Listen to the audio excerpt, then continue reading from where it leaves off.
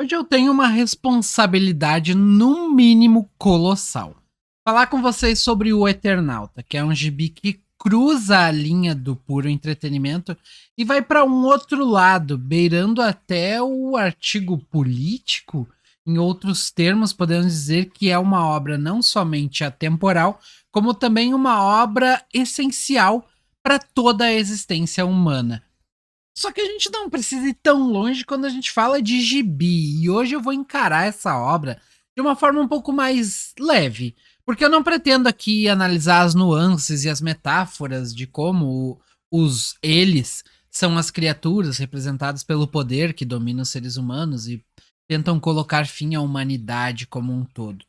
Não, eu não vou tentar encontrar metáforas, eu vou analisar a obra como se ela fosse qualquer outro gibi mesmo, deixando bem claro nesse primeiro momento que ela não é qualquer outro gibi, mas é assim que eu vou analisar. Então vamos começar falando sobre os atores, os envolvidos aqui. O Eternauta foi roteirizado, toda a história, a concepção e tudo mais, pelo Hector German Osterheld, uma figura icônica na Argentina, talvez o maior ícone do quadrinismo argentino. E ele foi desenhado pelo Francisco Solano Lopes, outra figura excepcional do cenário argentino e que nos deixou há mais ou menos uns 10 anos atrás. Se eu não estiver enganado, posso estar falando da data errada, mas se eu não estou enganado, foi em 2011. Perdão se eu falei a data errada. A publicação foi feita entre os anos de 1957 e 1959, sendo que 15 anos depois, em 74, por aí, nós tivemos ali uma outra obra que é a continuação direta. O próprio Eternauta termina deixando em aberto essa continuação e de fato ela ocorre 15 anos depois, e é no momento desta continuação, logo que vai sair os últimos capítulos, é que o Osterheld acaba desaparecendo pelas mãos do que, na época, suposto, mas hoje já compreendido, governo ditatorial da Argentina que estava lá. E eu acho que eu não tenho conhecimento para entrar muito nesses meandros. Por conta disso, eu vou falar somente aquilo que meio que está escrito, né? E como eu disse, a gente vai observar a obra de um tom um pouco mais leve, menos agressivo. Como todos bem sabem, né, ela foi publicada em toda a sua jornada na revista Hora Zero, que eu acho que talvez em tradução seja Hora Zero, eu não sei, que era uma revista semanal, e isso tudo se deu na Argentina.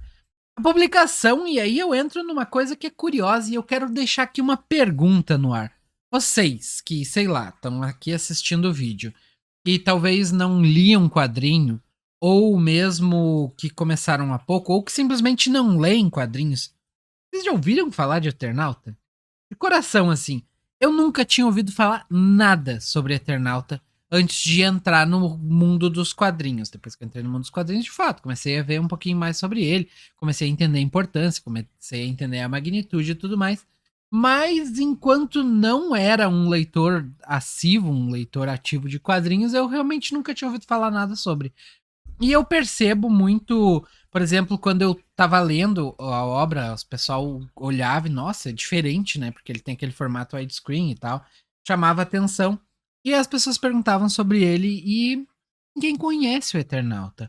Agora, talvez um pouco mais por conta da série da Netflix, mas mesmo quem assistiu a série na Netflix não faz ideia de onde veio, que é um quadrinho, que é um quadrinho tão importante, ou mesmo, em alguns casos, que é um quadrinho argentino. É bem possível que confundam, pensem que, sei lá, é um quadrinho espanhol, ou que nem é um quadrinho, que é uma obra espanhola.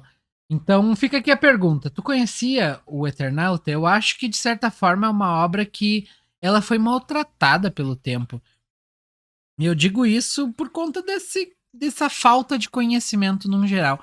Inclusive, quando a gente está lendo, é possível perceber muitas referências que foram tiradas dali para outras coisas.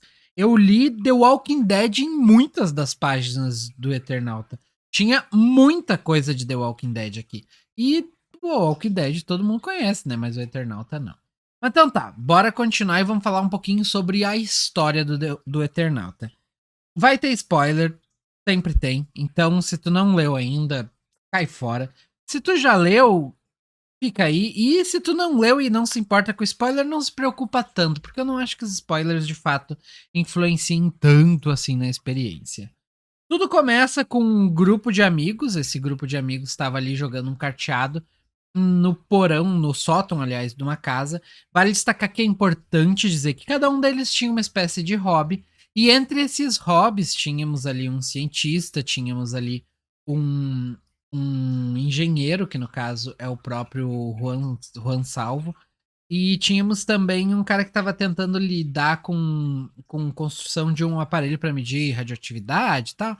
Então, tinha um grupo que cada um tinha seus prazeres, assim, cada um tinha seus hobbies. E com autorização da esposa do Juan Salvo, foi permitido utilizar o sótão como literalmente um clubinho deles. E eu já quero dizer pra vocês que é muito bonitinho ver isso. É legal perceber que eles, tipo, eram tão amigos que eles tinham cada um as suas coisas. Eles, em geral, eles não tinham nada a ver um com o outro, assim. Não era tipo, os dois trabalham juntos na mesma coisa. Não, eles eram amigos e em momento algum diz de onde surgiu essa amizade. Mas eles eram amigos, eram vizinhos ali e tal. E eles acabavam criando essa espécie de clubinho de atividades extracurriculares, onde cada um deles fazia ali suas coisas. Isso é bem importante, tá? Ou seja, o sótão é o lugar onde tá os hobbies, entre outras coisas deles. Beleza. Eles estão lá jogando carteado deles, de boaça. De repente começa a nevar lá fora. Já é tarde da noite, não é madrugada ainda, mas já é tarde da noite. Tá nevando lá fora.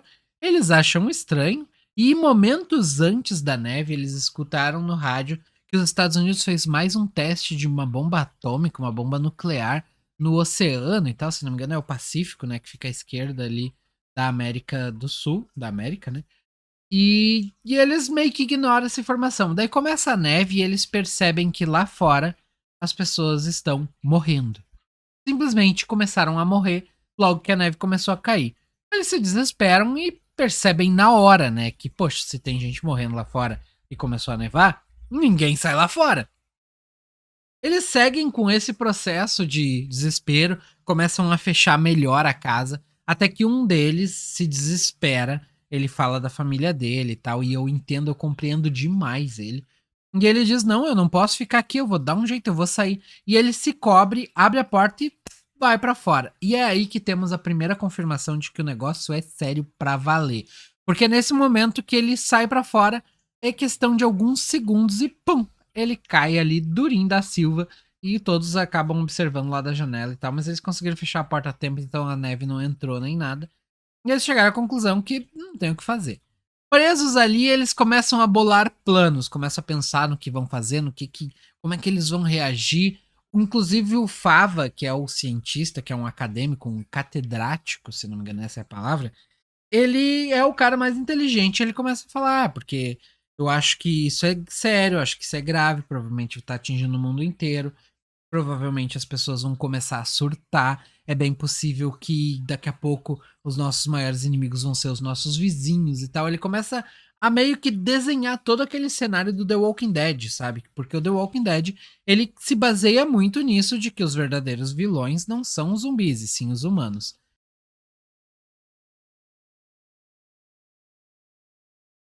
E eles constroem toda essa estrutura e mesmo meio que narrativa, o Fava constrói essa estrutura. E aí eles todos ficam apavorados, pensando, bom, agora todo mundo é inimigo, tudo é uma bagunça, eles têm algumas armas. E eles começam a falar sobre como vão conseguir comida e tal.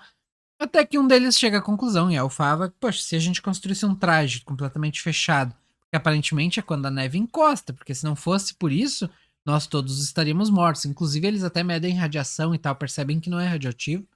Então eles constroem o traje, o famoso traje do Eternauta, que nada mais é do que um traje que impede que qualquer coisa externa encoste na pessoa.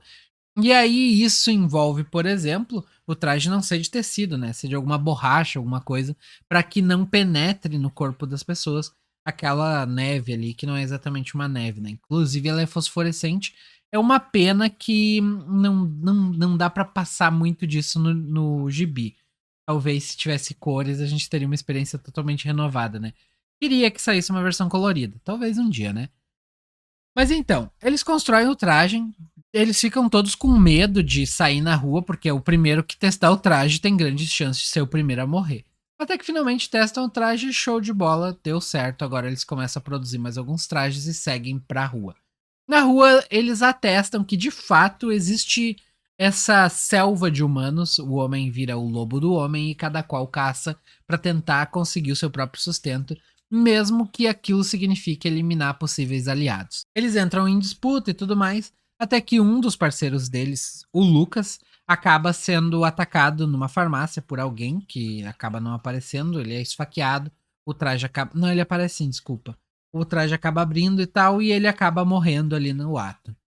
Essa pessoa que atacou o Lucas rouba o traje dele, o que é bem confuso pra mim, e aqui eu acho que entra o primeiro furo de roteiro, porque o Lucas estava na rua quando é atacado, a pessoa ataca o Lucas, rouba o traje do Lucas, e eles estão ali numa farmácia, eles acabam pegando umas coisas da farmácia, voltam pra casa, a pessoa segue eles e tenta contato com eles usando o traje do Lucas. Acontece que se a pessoa conseguiu roubar o Lucas na rua, é sinal de que ela não tinha, ou ela devia ter um traje, né? Mas ao mesmo tempo, pra que ela roubou o traje do Lucas, então? E aí ela acabou usando o traje do Lucas, tava rasgado e tal. Isso aí, ficou meio confuso pra mim essa parte, olhando agora. Na hora eu não tinha percebido. Mas também não importa tanto assim. Foi meio que uma cena somente pra mostrar como as coisas são. E tem muito disso ao longo do gibi. Cenas que mostram, ó, coisa é assim agora, acostume-se. E aquela cena vai ditar as regras dali por diante. Eles acabam seguindo nessa de tentar sair, de tentar se organizar, mas até que eles percebem, ah, não dá pra ficar aqui. A gente precisa ir pra um lugar distante, uma cidadezinha pequena com menos pessoas, com menos possibilidade de nós sermos atacados, conseguir um bom lugar. Então a gente vai atrás de um caminhão e com esse caminhão a gente vai acabar conseguindo sair. Em meio a essas buscas deles, eles encontram na ferragem local um menino, o Pablo. Ele tem algo na casa dos 13 anos, sei lá. Algo por aí. Muitas coisas eu não vou lembrar de cabeça, apesar de ter lido há pouco, são informações muito específicas. Conversando com o Pablo, que estava preso ali no porão do lugar e por isso ele foi salvo, eles vão lá, buscam ele e tudo mais, ele se torna um aliado. O Pablo já era conhecido, trabalhava na ferragem próxima. O Pablo vai junto com eles para buscar o tal do caminhão e ele fica no caminhão enquanto os outros vão buscando ali alguns mantimentos para preparar isso e o caminhão é roubado. Mais uma vez entramos naquele contexto de que o humano, os homens são inimigos dos homens e agora tá todo mundo ralado. Acontece que eles voltam para casa naquela tristeza, né? Poxa, agora já era, né? O caminhão foi roubado, tudo mais. E nesse tempo que eu narrei até agora, teve vários pontos que foram mostrados justamente para mostrar essa degradação do ser humano perante a falha do status social padrão. Então, o fato de que agora eles não podem simplesmente sair na rua, o fato de agora eles estarem presos dentro de casa, entre outras coisas, alterou a sociedade como um todo de uma forma muito rápida. Porque aqui ainda estamos falando em tipo 24 horas de neve recém, não é uma coisa meses, não. O pessoal surtou logo de cara. E eu acho que meio que funcionaria um pouco assim, né? Se fosse uma coisa tão direta, tão grave, tão acentuada como essa neve que matou quase todo mundo. Ok. Eles ficaram sem o caminhão, voltaram para casa, se desesperaram, pronto, perderam o Pablo. Agora também acontece que aparecem uns soldados na porta, eles se desesperam, pegam armas, se preparam. E os soldados são amigos. Os soldados falam: ó, galera, a gente tá reunindo todos os sobreviventes que podemos e a gente vai lutar contra essas coisas. Que coisas? Até agora só tinha a neve. Não, não é só a neve. Nós vamos lutar contra os invasores. Então existem invasores, o que confirma muito do que o Fava estava construindo em termos de teoria. E até uma coisa que não é dita, e eu acho que tem poucas coisas no gibi como um todo que não são ditas, mas ao mesmo tempo, tudo bem, isso não estraga a obra, mas eu acho que mais coisas poderiam ficar em abertos. Ou ficou tão fechado que eu não percebi, ou eu percebi tudo que eles tentaram mostrar, mas em geral eu sinto que faltava mais esse mostrar e não falar, sabe? Porque o que eu entendi é que aquele primeiro míssil, aquela primeira ogiva nuclear que explodiu no Pacífico, na verdade não foi um teste, conforme anunciado no rádio, e sim uma tentativa de pegar os invasores quando eles estavam chegando, e falhou. Mas beleza. Eles seguem o barco, começam a se organizar e decidem: vamos pro exército, vamos guerrear, vamos pegar esses loucos então. Eles se arrumam todos, vão junto no exército, eles se organizam e tudo mais. O Fava acaba ganhando uma posição de prestígio por ele ser um renomado cientista e tudo mais, um catedrático, conhecedor de várias coisas e tudo mais. Enquanto que o Juan Salvo, que é o cara que até agora não mostrou nenhuma habilidade do ramo de armamentos, de guerrilha e tudo mais, descobrimos que ele era um ex-soldado e ele sabia manusear uma arma, ganhou vários torneios de tiro ao alvo, entre outras coisas. Então ele é eleito, tipo, o tenente de todos os milicianos, se eu não me engano, é assim que eles chamam. E são as pessoas que saíram do povo sobreviventes e se tornaram soldados. Eles não têm uma patente oficial, mas eles estão atuando no exército. Eles são a bucha de canhão. Prepararam essa galerinha pra morrer pra tentar entender o que tá acontecendo. Inclusive, eles já haviam tentado outras incursões contra as tais criaturas, os tais invasores, sem sucesso. Agora, com a ajuda do Juan Salvo, entre outros personagens, e eu peço desculpa se em algum momento eu falar Juan Solo, porque eu tô com isso na cabeça e eu já falei várias vezes que ele é o Juan Solo. É Juan Salvo. Eles vão na frente, Juan Salvo com mais uma turminha, acabam encontrando mais uma galerinha do barulho no caminho. E ao chegar muito próximo lá do local onde a concentração das criaturas tá, que é inclusive um local da Argentina específico, e aqui mais um adendo de que o Gibi ele se dá muito bem com esse passeio por Buenos Aires, te dá vontade de ir lá. A impressão que eu tenho é que se eu chegar em Buenos Aires eu vou me sentir em casa. Eu vou saber qual é a praça tal, vou olhar pro River Plate. Nossa, eu tava aí há pouco tempo lutando. Então essa sensação é muito boa. Porque realmente o Buenos Aires entra como um personagem ali. Eles falam o nome de ruas, eles falam o nome de praças. Eu não vou lembrar de cabeça, obviamente. Mas eles estão realmente em Buenos Aires. E isso coloca não somente essa perspectiva do leitor, minha perspectiva foi colocada dentro da noção de que é Buenos Aires, como também dentro da noção de que é no mundo real. Então isso trouxe um quê a mais. The Walking Dead, pra mim, apesar de ter essa noção de mundo real, eles não falam tanto o nome de ruas, eles não tentaram fazer tanta essa geolocalização da história, por exemplo. E não, aqui eles querem mesmo, ó, isso aqui é na Argentina, rapaz. E vocês não vão dizer que não é, porque a gente vai botar aqui quadro a quadro foto da Argentina, desenho da Argentina, vamos jogar um drone filmando e vão ver que é Argentina. O tempo todo falando da Argentina. Então, muito bom isso, gostei. Eu acho que, inclusive, mais gibis de fora da grande do grande poderio de produção de gibis ali, Europa e Estados Unidos deviam fazer isso, mostrar de onde foi feito e de onde veio e tudo mais. Beleza, saindo desse pequeno grande adendo. Então eles acabam chegando nesse lugar quando o tanque de guerra, que é o front, né, apesar de eles serem a bucha de canhão, ainda assim vai um tanque de guerra na frente. O tanque de guerra tá chegando e vem um feixe de luz e blum, explode o tanque como se fosse um nada. E aí eles percebem, tá, pera aí, os caras são fortes. Inclusive, momentos antes, nós vemos alguns bombardeiros de algum exército, aparentemente são bombardeiros franceses, se eu não estiver enganado. Estão chegando e eles também são destruídos por esse feixe de luz. Então o feixe de luz já tinha aparecido, não era a primeira vez. Eles se desesperam e não sabem o que fazer, então eles se reposicionam e tal. Inclusive o grupo que tava mais pra trás, que era um dos oficiais de fato, meio que tá, beleza, deixa eles, vão morrer mesmo. Recua e fica por isso mesmo. Ah, vamos pensar no novo plano. Esse aí já era. Mas o Juan Salvo e uma galerinha do barulho sobrevivem, se reposicionam e conseguem olhar os inimigos, os invasores. E eles percebem que eles acabam sendo apelidados de cascudos. São meio que aquele bichinho que fica arrastando bosta, sabe? É parecido com aquilo. Vocês estão vendo uma foto agora, provavelmente. Então, com a análise tanto dele quanto do Franco, um metalúrgico que acabou sendo meio que elevado a subtenente dele por conta da situação, percebem que esses criaturas, apesar de eles terem um poderio, um armamento muito forte, ainda assim eles não têm noções de tanto posicionamento de combate, quanto até mesmo a forma que os seres humanos lutam, né? E eles estão num lugar muito ruim, muito fácil de pegar eles de surpresa. Eles estão tipo num lugar que é central, assim, aberto, tem vários pontos para enxergar eles, é um lugar um pouco mais elevado, facilita pegar eles de várias formas. Então o que que o Juan Salvo faz? Retorna, encontra a galerinha lá que fugiu e diz, tá galera, já podem se limpar aí, troca a cueca e vamos lá que dá pra pegar eles.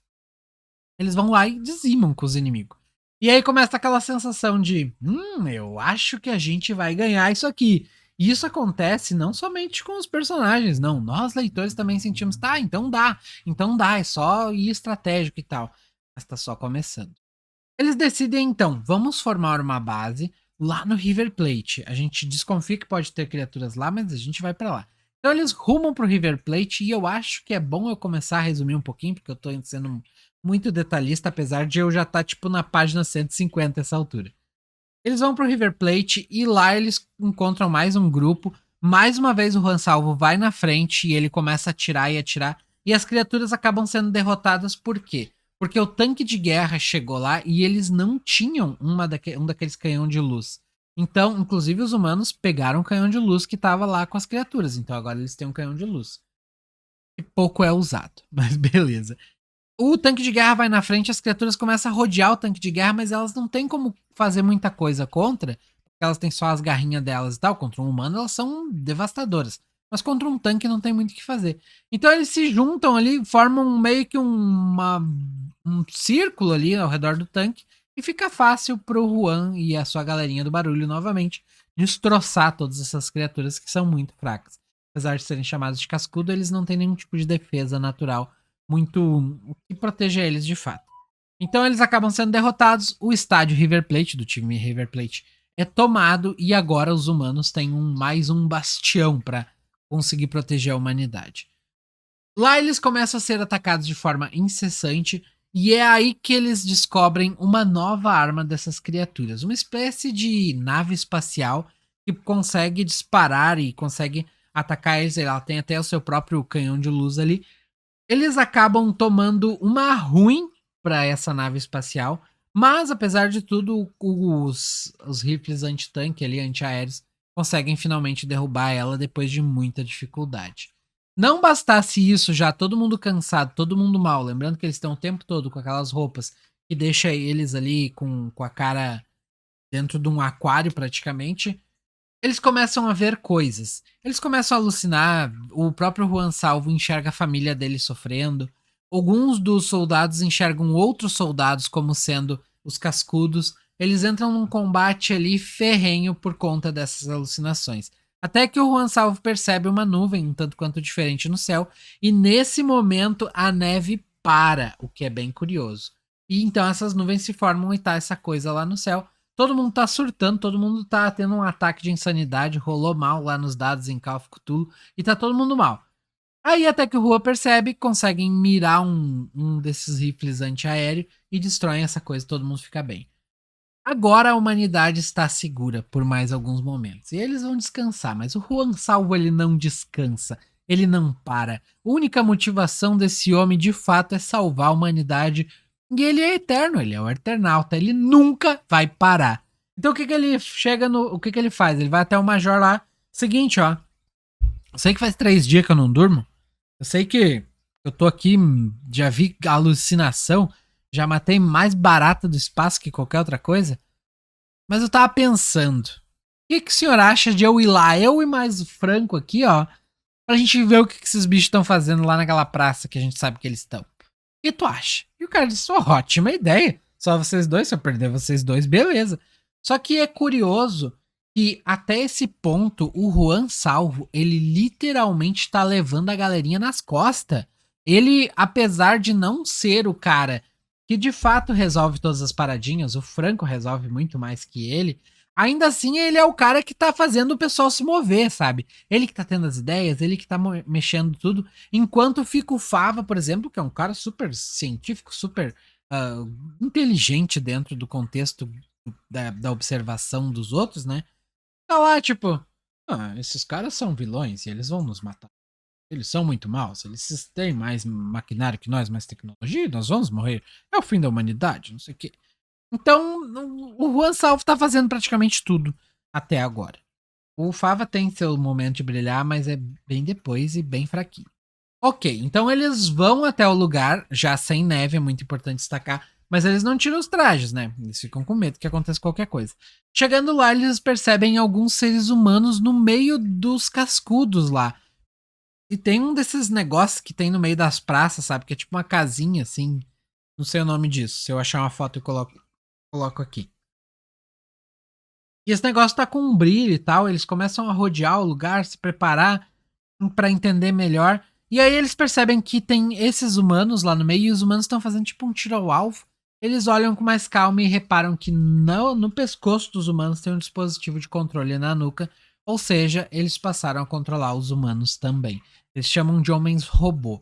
O que é curioso também, mais uma vez, abrindo outro adendo, muitos dos termos cunhados pelos humanos são utilizados inclusive pelos próprios alienígenas. O que é curioso, tipo, parece que todo mundo pensa igual, sabe?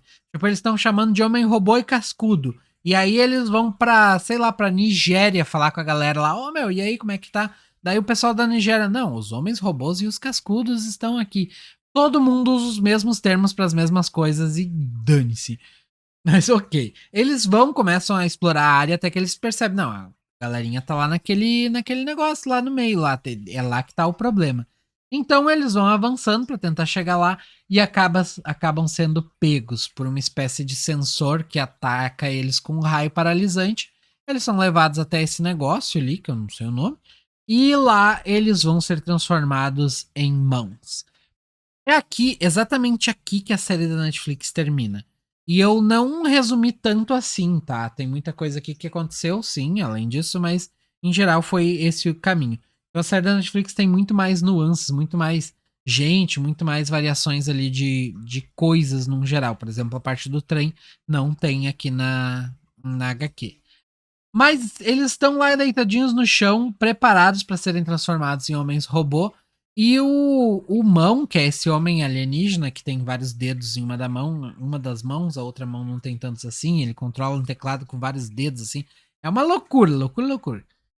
Ele diz: não, é o seguinte, ó, vocês são bons demais pra virar só homem robô. Não, a gente já fizemos uma lavagem cerebral completa em vocês. Vocês vão virar mãos agora. Vocês vão pensar igual a gente, vão agir igual a gente e tudo mais. E isso não foi utilizado em momento algum do gibi daqui pra frente. Essa capacidade deles de converter a mente dos humanos em outra coisa. Não é aproveitado. Mas eles começam a se preparar no processo ali, o Franco dá um miguezão, engana o cara e dá um socão no cara e pronto, acabou com ele. Depois disso, todo o pessoal ali, toda a galera acaba não tendo reação. Eles saem correndo, levando com eles o Mão, que é esse alienígena. E esse alienígena abriu a boca e começou a cantar que nem um passarinho, né? Ele falou que os eles, que são as criaturas que são realmente os alienígenas, realmente os inimigos, na verdade vão de planeta em planeta dominando espécies. Algumas espécies eles definem, ó, essa aqui serve pra guerra, essa aqui serve pra tal coisa e tal. E os Mãos, devido à capacidade mental deles e esse controle que eles têm, esse raciocínio com teclados e tal, e essa mão gigante que permite controlar várias coisas ao mesmo tempo, foram transformados numa espécie de generais do campo de guerra que eles controlam todo o resto da galera que tá ali. Então, por conta disso, eles estão ali para isso. Mas eles não são necessariamente inimigos, eles são um povo pacífico e tal. E acabou caindo em desgraça por conta disso. O Franco acaba armando também uma armadilha em cima do tecladinho, pensando: na hora que alguém chegar aqui, vai mexer nessa granada aqui que eu coloquei, vai fazer cabum, vou acabar com o teclado, mato mais uns. Show. Mais umas baixas pro inimigo. Fugiram com o cara até que eles chegam numa casa, o cara tá ficando cinza, e por cara eu tô falando do Mão, esse alienígena. Ele tá começando a ficar cinza e a morrer. Ele explica por quê. O que acontece? A raça dele tem uma glândula que emite uma coisa que é o medo. Que os humanos têm também, é tipo uma glândula que emite. Quando sente medo, tem uma glândula ali que emite um veneno dentro do organismo dele e ele morre. Isso serve para que eles não se rebelem. Tipo, ele vai se rebelar, ele não, mas se eu me rebelar pode acontecer alguma coisa, então ele fica com medo e pum, morre. E aí eles acabam não se tornando os vilões da história. Por que eles fazem isso? Porque eles precisam que os Mãos mantenham a mente deles, mantenham a inteligência deles. Eles não podem ser controlados como as outras criaturas, porque eles não podem agir de forma primitiva. Eles precisam, de fato, ter controle total da mente. E aqui está o segundo ponto, que no gibi todo não é explícito, mas está ali. Então, o Mão explica tudo, fala um pouco da terra dele e tudo mais. Eles voltam pro River Plate, falam tudo isso. E a essa altura, eu esqueci de dizer, eles já tiraram as máscaras e tal, porque não tá mais nevando, eles viram outros humanos e eles, pronto, a gente pode. Se eles podem, a gente pode. E aí eles já estão respirando ar puro, finalmente. Abandonam as máscaras lá pra fugir, no fim das contas, e eles perdem essas roupas que eles têm. Voltando pro River Plate, eles conversam bastante e tal. E eles decidem, tá, então agora a gente vai lá pro centro, que é onde tá caindo umas coisas. Inclusive, também esqueci de falar. Desculpa, eu esqueci de muita coisa. É muita coisa pra falar, né? O tempo todo tava caindo umas esferas no centro da cidade. Essas esferas são tipo meteoros e tal, só que eles desaceleram quando estão caindo na Terra, demonstrando que é alguma coisa alienígena. Então tá caindo o tempo todo lá, ou seja, deve ser lá que tá acontecendo o preparo e tudo mais. E obviamente essas esferas são tipo os monstros que eles estão trazendo, os recursos, os teclados alienígenas e tudo mais. Eles começam a se dirigir para lá, muito empolgados, dizendo: não, agora a gente vai pegar eles, isso aqui é feliz da vida. Só que no caminho eles começam a perceber que os prédios, tipo, eles estão seguindo por essa rua aqui. E aí eles começam a sentir uns tremores aqui, tremor lá e tal. E o tremor não para. E os prédios que eles vão encontrando no caminho estão todos derrubados, assim, no meio das ruas, sabe? Fazendo com que eles tenham só um caminho. Daí daqui a pouco eles dobram aqui, daí tá, agora só tem esse caminho. Então eles são mega direcionados para um lugar. E o Major fica falando: não, que isso não é uma armadilha, não pode ser uma armadilha. Olha, eles somente nos deixaram um único caminho possível, não quer dizer que é uma armadilha. Enquanto isso, o Fava: mas olha, uma armadilha. E ele: não é porque a gente tá preso aqui e tão guiando a gente pra onde a gente tá indo que vai ser uma armadilha. E obviamente era uma armadilha. Só que eu não sei por quê. E aí entra outro ponto que eu acho interessante destacar. Eu não entendo por que essa grande preocupação dos eles em resolver as coisas de determinadas formas. Porque no fim eles podiam resolver de uma forma muito mais prática, tipo, manda poderio pra cima e já era, vamos matar eles e pronto. Poderia tocar aqueles raios de luz ali, até mesmo nessa rua que eles organizaram, que era uma rua reta, era só botar uns 3 canhão daqueles na ponta e plum, já era. Até que eles chegam em uma determinada praça, seguindo o caminho determinado pelas criaturas, e lá eles descobrem o que eram aqueles tremores. São criaturas colossais com algo na casa, sei lá, de 8 metros de altura, talvez mais, que pesam toneladas e toneladas, beirando as 200 toneladas, possuem um escudo que não permite a entrada de nenhum disparo, e são as criaturas que até o momento não foram abatidas pelos seres humanos de nenhuma forma. Eu não vi nenhuma sendo morta por um ser humano.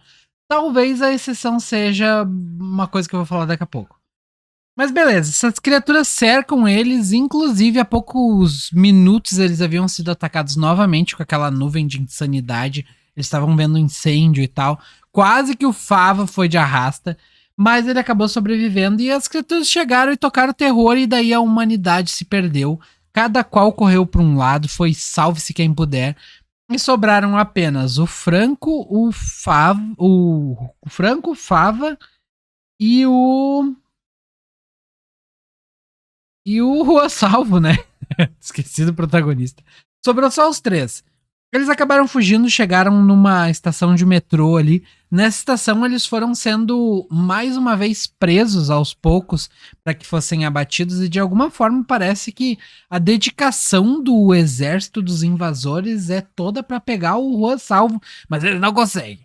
Então, uma das criaturas acaba empurrando um trem ali, tranca o túnel, mas acontece que ele tranca de uma forma que ele não consegue tirar depois para chegar até o salvo.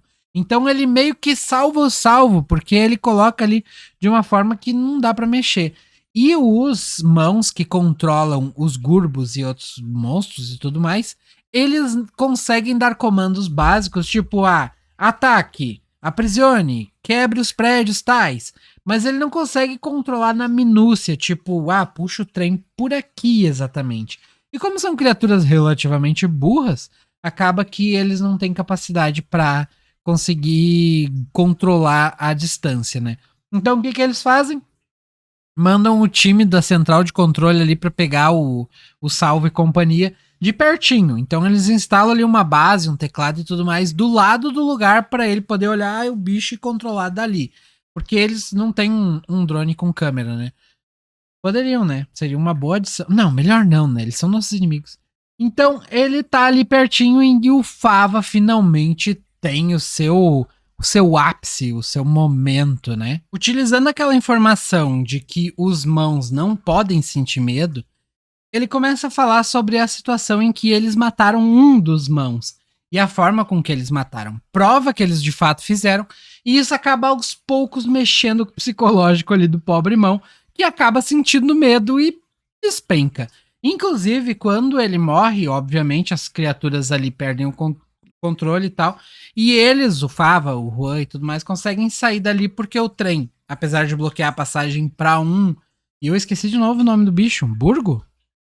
Gurbo. Quase acertei.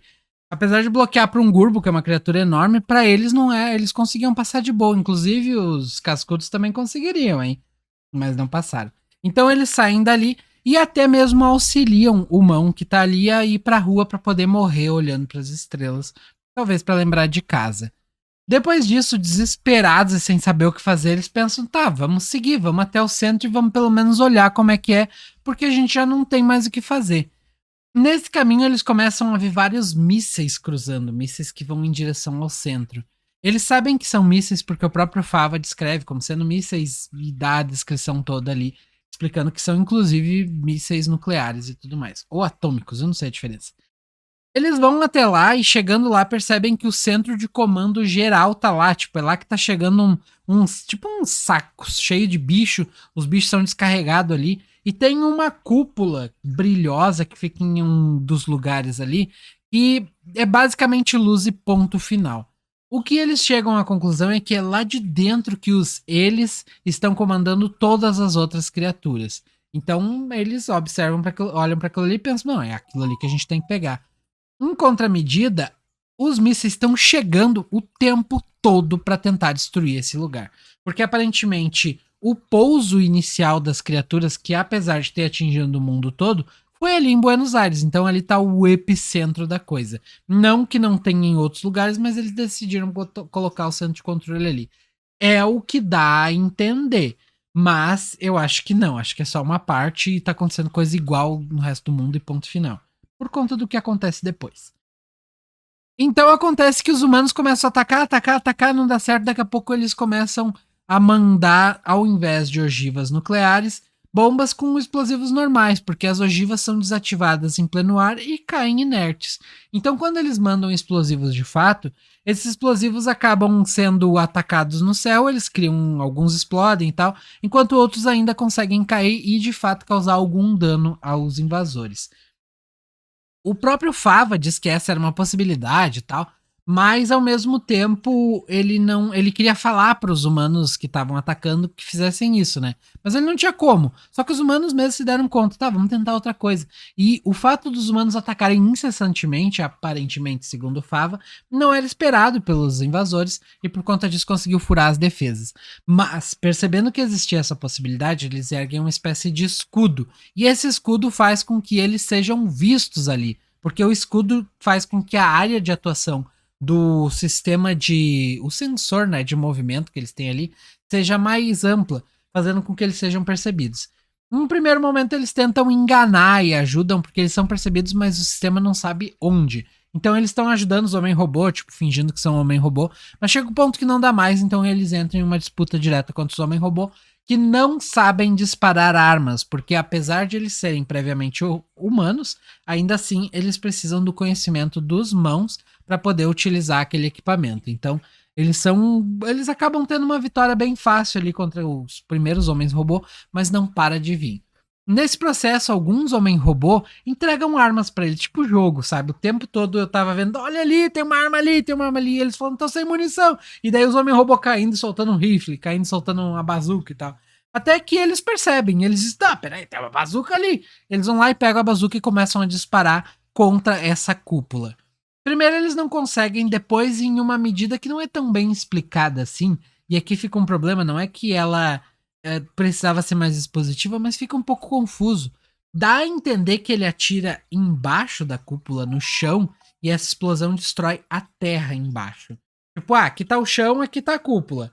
Ele, ao invés de atacar a cúpula que tá aqui em cima, ele ataca o chão que tá aqui embaixo. Isso abre um buraco no chão que faz com que o oxigênio da terra entre lá dentro e eles que estão lá dentro perdem o controle e são derrotados. Porque perdem o controle não, eles morrem, né? Porque eles não conseguem respirar o ar da terra. Então, eu achei interessante toda a mecânica do processo ali. Achei bem RPG com regrinha, sabe? e eles acabam derrotando o principal centro. Só que ao invés de seguir pelo que era óbvio, e aí aqui a gente percebe que o Osterheld de momento algum esquece o que tá acontecendo na sua própria narrativa, nós vemos o Fava dizendo vamos dar o fora, vamos dar o fora. Porque em momento algum aqueles mísseis pararam de vir. Eles só pararam de atingir ali porque eles estavam com escudo. Mas continuava vindo míssil. E a qualquer momento podia chegar mais uma ogiva nuclear, que ia pôr tudo abaixo e eles morreriam junto. Então eles fogem, pernas pra que te quero.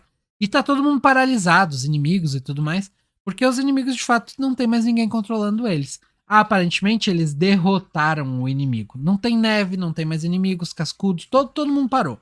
Então eles estão fugindo pra casa, pegam umas bicicletas, fogem e tal. Daqui a pouco eles encontram, inclusive, um personagem que eu não citei ainda, mas ele tá desde que começou esse combate envolvendo o exército, que é o Mosca, que é um repórter, historiador que tá registrando tudo.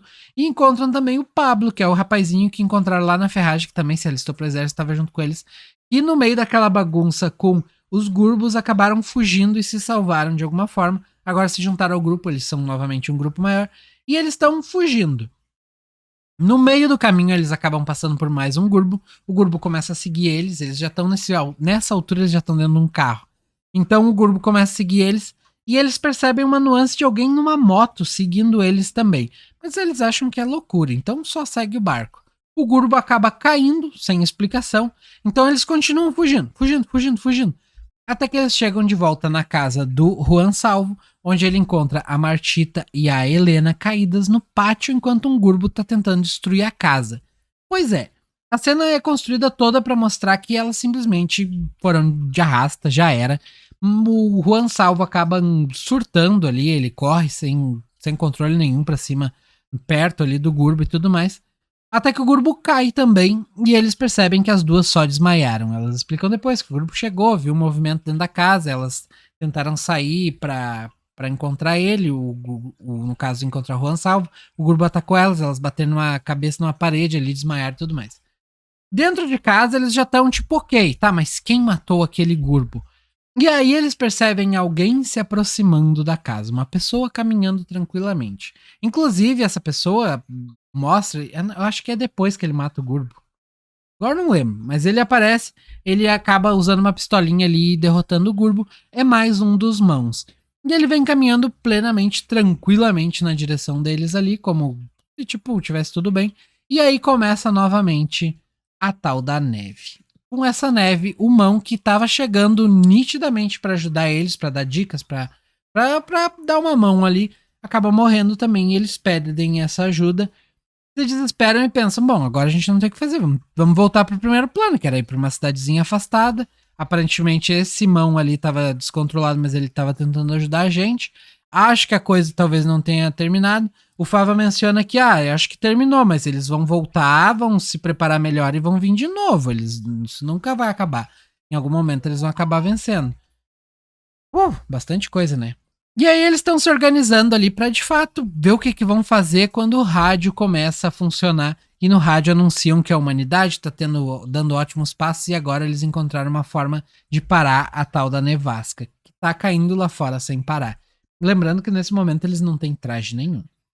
Com a nevasca caindo, eles não têm mais como sair, mas o pessoal do rádio fala, o seguinte, a gente parou a nevasca em tal e tal lugar. Todo mundo que estiver vivo, vai para lá. Então, com isso, o que não faz sentido nenhum se a gente for pensar do ponto de vista estratégico militar, né? Mas beleza, eu achei muito estranho, confesso para vocês que eu não engoli muito essa história, mas os personagens engoliram e eu não tinha o que fazer, não podia avisar eles. Eles começaram a se organizar para ir embora e assim eles foram. Aconteceram algumas outras coisas ali, umas piadinhas e tudo mais. Primeira piada de todo o gibi, inclusive, que eu lembro. E eles se dirigem até esse lugar, chegando lá, e aqui eu vou fazer o resumo do resumo, tá? Chegando lá é uma armadilha, mais uma armadilha, que eles caem como patatinhas. Eles acabam sendo atacados pelos bichos. A galera diz, foge, rua salvo, quase diz rua solo. Foge, rua salvo, leva tua família, protege eles que a gente vai segurar os homens robô aqui, e daí a galerinha ali, e realmente esse lugar não tá nevando, tá? E aí acaba que a galerinha ali, o Fava, o Pablo, o Franco, o Mosca, acabam sendo capturados pelos eles. O Juan Salvo tenta fugir com a família dele, mas ele vê que não tem muito pra onde fugir, até que ele enxerga uma daquelas naves, igual aquela que atacou o estádio lá no começo, tá ali paradinha com as portas abertas. Ele pensa, eu vou usar essa nave. Corre lá pra dentro, e não faz muito sentido ele pensar isso, porque da outra vez que eles tentaram usar, a nave se desintegrou. Mas beleza. Ele corre lá pra dentro, começa a mexer em tudo que é coisa e blum! Desaparece e aparece num outro contínuo espaço-tempo, onde ele encontra outro mão que explica: ó, você conseguiu fugir também. E aqui ele começa a se tornar aos poucos, de fato, o Eternauta. Então ele vai viajar através do tempo, do espaço, para conseguir derrotar os eles. E encerra a história. Mas não exatamente assim, porque na verdade tem dois fatores, as duas pontas, a de entrada e de saída, que eu não falei pra vocês. No começo do gibi, o Juan Salvo aparece pro próprio Osterheld. E ele diz: se tu deixar eu descansar aqui, eu vou te contar a minha história. Então ele começa a contar toda a história. Então tudo isso que eu contei pra vocês, na verdade, foi o próprio Osterheld, o próprio Eternauta, o próprio Juan Salvo, contando pro Osterheld. O Osterheld transformou em quadrinho. Por quê? Porque no final o próprio Eternauta descobre que ele tá agora no lugar certo que ele queria ir desde o começo. Ele tá no passado. No passado do passado dele. Isso. Mais ou menos isso. Então ele pode ir pra casa. E no que ele vai pra casa e chega perto de casa, ele cria um paradoxo temporal, porque ele passa a existir duas vezes na mesma existência. E ele volta a ser ele mesmo. Tipo, ele desaparece e ele volta a ser ele mesmo ali. E não lembra de nada. E aí o Osterheld não tem como falar com ele mais nada, não tem como avisar ninguém, porque todo mundo vai achar que ele é meio doido. E acaba que ele decide, talvez eu publique essa história para que todos saibam o que vai acontecer. E aí é o que ele faz, publica a história no mundo real. Mas não aconteceu, não apareceu Alien. Ou talvez apareceu e a Argentina se livrou deles e a gente tá bem por causa deles. Obrigado, argentinos. Mas então, qual é a minha conclusão final? A obra é excepcional. Tudo aqui é muito bom do ponto de vista narrativo, porém, contudo, todavia, e vocês ouviram, a história é boa de fato, é interessante destacar que esse aqui não é um gibi para qualquer um. Não é para ti que nunca leu um gibi na vida e pretende começar a pegar. Talvez, se tu for assíduo na leitura de livros, dá para pegar para ler esse gibi. Mas se tu nem livro lê, se tu não tem costume de ler nada, viu a série ou viu o que eu falei aqui e achou legal, não comece pelo Eternauta. Vai lendo outras coisas, se acostuma para poder ler. Porque a chance de tu parar em algum momento é muito grande. A verdade é que dá para dizer que, sei lá, a cada uma ou duas páginas de O Eternauta é uma ou duas páginas de livro de verdade, livro sem figurinha, sabe? Porque é muito, muito texto. Mas, diferente daqueles gibis da Marvel de antigamente que tinha, da DC também, gibis antigos no geral, tinha muito texto e era um texto mega expositivo, aqui não é. Não é um quadro ali, um quadrinho quadrado, no caso, contando uma coisa que tá explicando o que tá acontecendo na figurinha do lado. Não, é ele pensando, ele narrando, daqui a pouco tem uma figurinha, eles falando e tal. Então, não é nem um pouco. Eu diria que não envelheceu nem um pouco mal, mas de fato é muito texto. E eu acho que muito por conta também, acho não, tenho certeza, que muito por conta de ter sido publicado de forma semanal e não ter exatamente a divisão de capítulos, em momento algum diz, terminou o capítulo X, começou o capítulo Y, não acontece isso.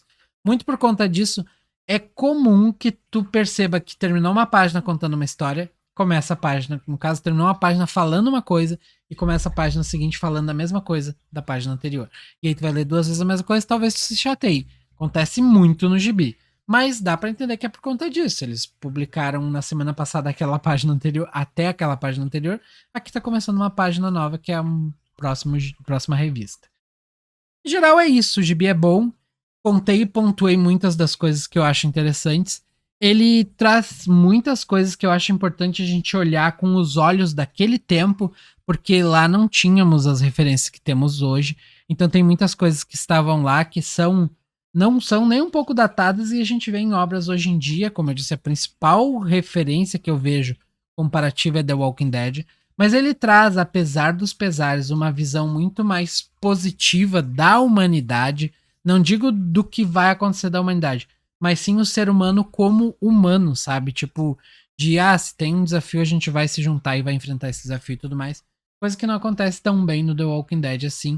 E são cenários diferentes, realidades diferentes, ideias diferentes, monstros diferentes, tudo diferente. Então não dá pra dizer que uma é mais lógica que a outra, que uma seria mais possível que a outra, mas eu gosto mais da visão do Osterheld sobre esse possível apocalipse.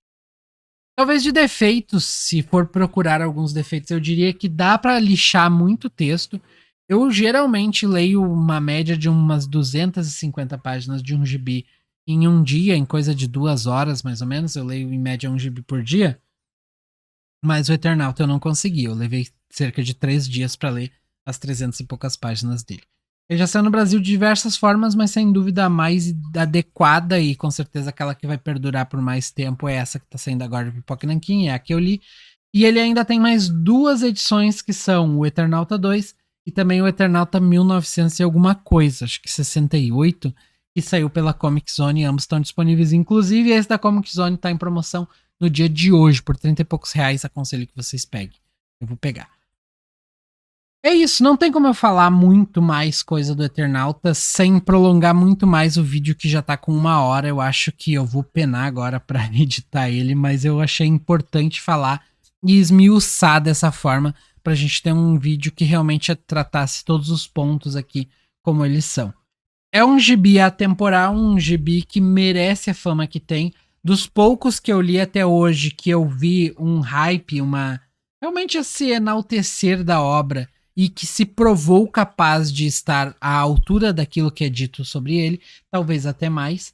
Diria inclusive que ele tem muito mais substância, muito mais conteúdo do que a série, mas a série não chega a estar abaixo em termos narrativos. O único problema da série é realmente termos orçamentários. Ela não tem a grana pra fazer o que o Eternauta pede. Então ela não tá a essa altura em termos de orçamento, infelizmente. É um gibizaço, leia, mas espera tu ter uma bagagem pra ler primeiro, porque não é um gibi de iniciante. E com certeza tu vai aproveitar muito mais se tu tiver uma experiência maior sobre literatura e leitura como um todo. É isso, muito obrigado. Eu vou deixar o link aqui embaixo pra vocês comprarem o gibi. Eu não tenho link de afiliado da Amazon, eu já fiz algumas vezes e ninguém comprava, eu acabei perdendo, mas eu vou deixar o link aqui embaixo para caso vocês queiram dar uma olhada lá. Vai que tu tá assistindo esse vídeo aqui e nunca leu nada e não sabe nem onde comprar, eu vou deixar o link aqui. Então, muito obrigado, um forte abraço, espero que vocês tenham gostado desse vídeo. Deu trabalho, dá um like, por favor, se inscreve.